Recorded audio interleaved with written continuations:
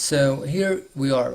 We want to talk about the first order kinetic behavior of the controlled polymerization, and we want to have a precise look at this diagram and what is exactly happening here, and also these equations, what do they show?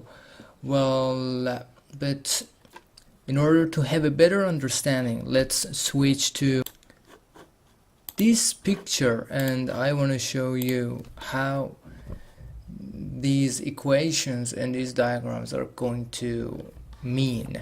Well, as we have already mentioned, the controlled living polymerization gives us the opportunity to grow all the polymeric chains at the same rate. So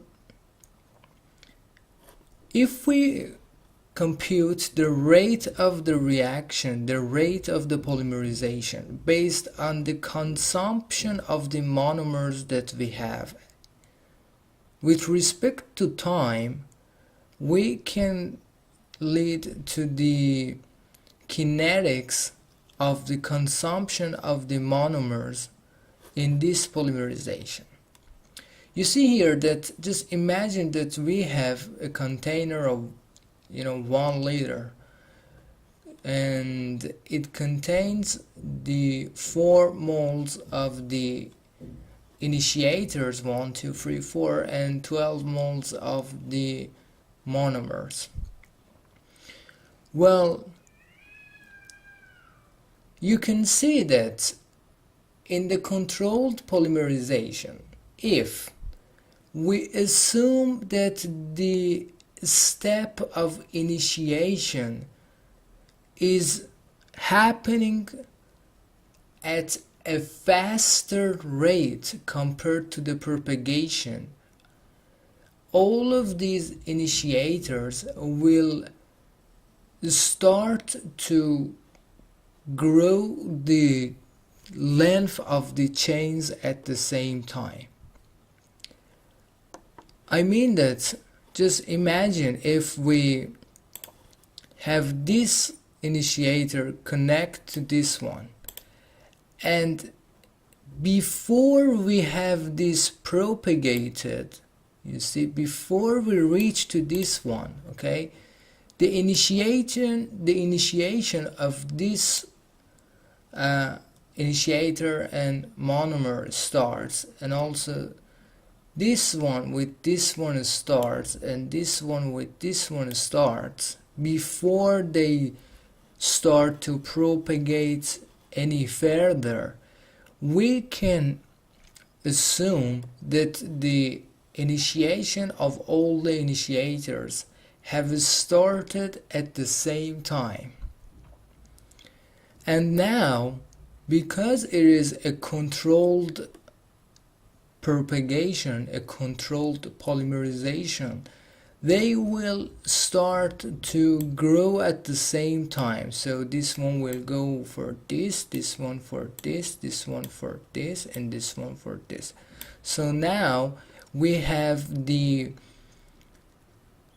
polymerization of 4 molecules which contain 2 monomers, and all of them are identical. Then they will go for this, for this, for this, and for this. Well, the question is that, okay, now we are sure that all of these initiators have started the polymerization reaction at the same time, and all of them have grown with the same rate. So the consumption of the monomers with respect to the time, as I showed you, was identical, was the same. But you have to see that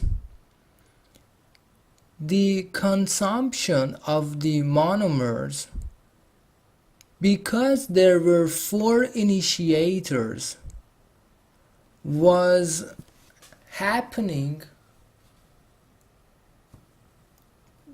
based on the number of initiators that we have. I mean that just imagine if we had 2 initiators, so the consumption rate would be half of what we have here. If you just for a second, if we just remove this part, if we just remove this part and I cut it, you will see that we will have only the consumption of the monomers due to these 2 initiators, so it would be divided by 2. So you see here in this formula that the rate of the propagation, the rate of the consumption of the monomers is directly proportional to the concentration of the active propagating species.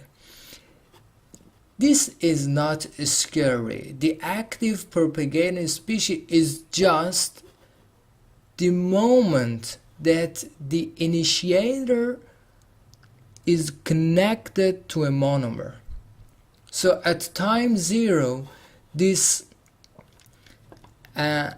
propagating species is just the initiator, and at the time that it connects to the first monomer, this molecule is considered as the propagating species.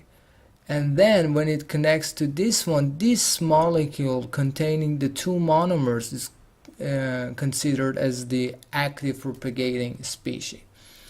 So because we have 4 monomers and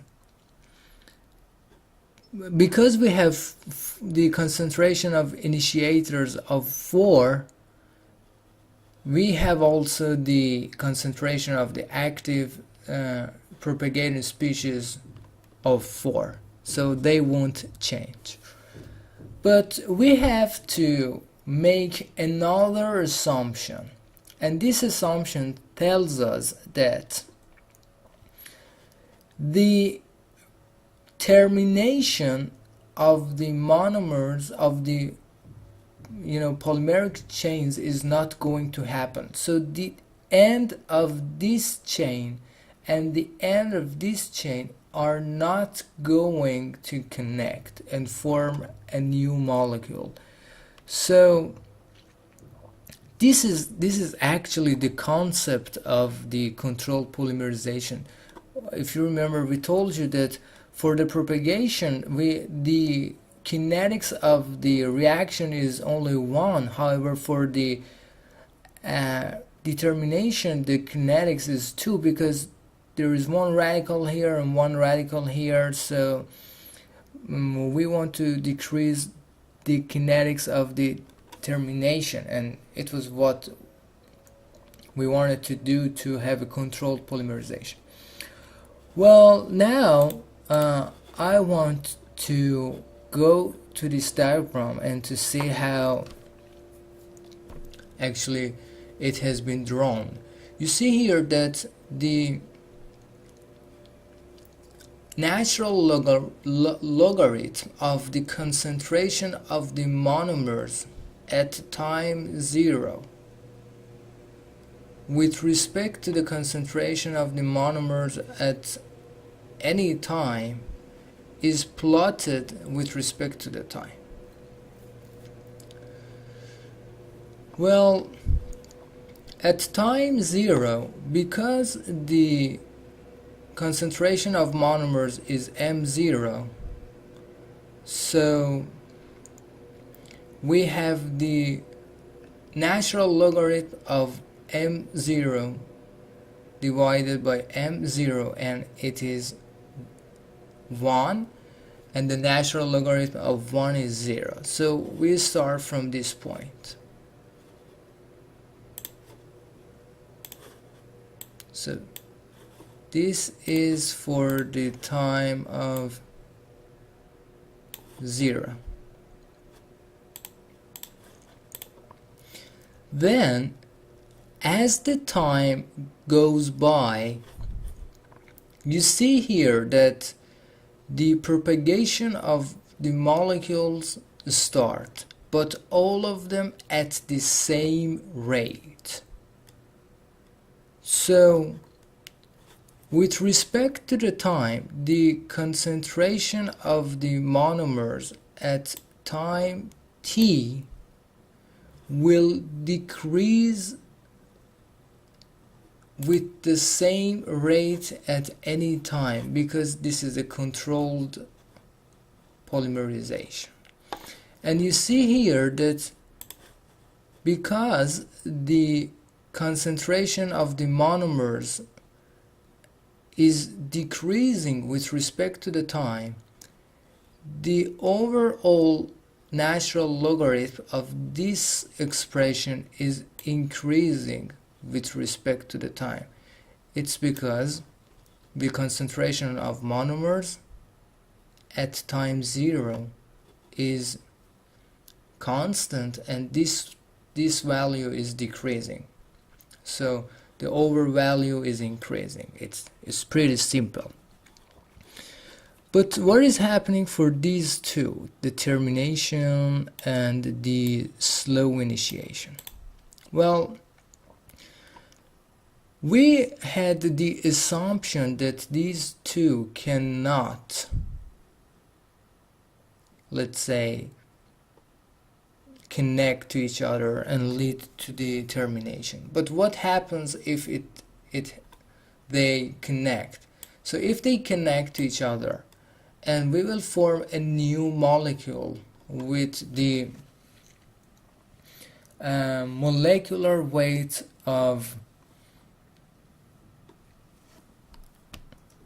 the sum of this molecule and this molecule, and you see that the sharp decrease in the number of the molecules that we already have in our system is going to occur. So when it is sharply decreasing, I'm sorry, I made a mistake and I have to say it again. Well, when the two molecules here, they propagate, they terminate with each other, you see here that the active sites of this molecule and this molecule do not exist anymore because they are connected to each other. And because they are connected to each other, now the concentration of the active propagation species will now decrease to 2. Now that this concentration has been decreased to 2, here in this formula, instead of having 4, we have the 2. And it tells us that the consumption of the remaining monomers in our system is not going to be as fast as we had 4. Now only these two active sites are going to be responsible for the proceeding for the progress of the polymerization. I know there are no monomers, but just imagine if there are more monomers here, because the active propagating species have been decreased. So the decrease that happens in the consumption of the monomers is not really sharp as it was for 4. So here this number is now decreasing more slowly. Okay? So when it is decreasing more slowly, the ratio between M0 and M, it becomes bigger and bigger I'm sorry, it becomes smaller and smaller, and when it becomes smaller and smaller, the natural logarithm of this curve happens to, you see, it loses its slope here. So let me tell you again that when the termination occurs, we will have a decrease into the active propagating species, and because of that the rate of the propagation will decrease, and because of that the consumption of the monomers will decrease, and the overall amount of the m0 over m will decrease as well, and as a matter of fact the slope of this curve will decrease too by time. On the other hand, with the slow initiation, you see that because again we have the slow consumption of the monomers, the slope of the curve is slow, but by the passage of time we will have the growth in the propagation rate, and the consumption of the monomers will increase by time. I have to say that all of these details have not been necessarily stated in class, but it would be beneficial if you deeply understand how these curves behave and why they have happened. Please try to see this video, watch this video 2 or 3 times to completely understand the rate of the polymerization and the behavior of these curves. And in the next video we will continue with another curve related to the degree of polymerization.